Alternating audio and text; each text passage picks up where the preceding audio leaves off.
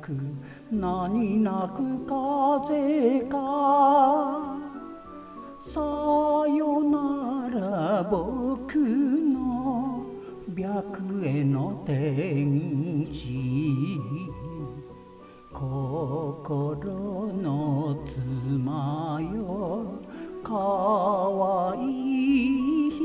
人よ言うに言えない切ない胸を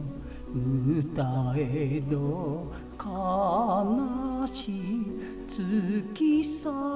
え遠い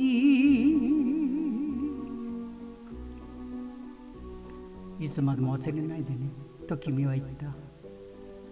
忘れないよ。忘れるもんか。うなだれて木陰に聞いていった君の白い制服。涙に咲いた花だった。すずらん積んだ岸辺の小道あなたの肩に沈んだ夕日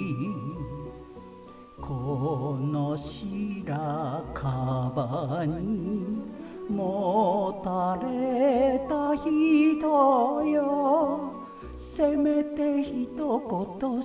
きなんだよと打ち明けたいと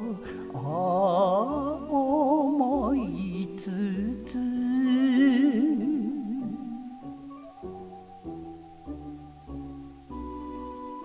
一人で残って佇む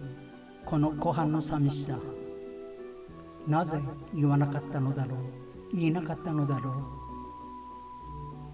愛してるって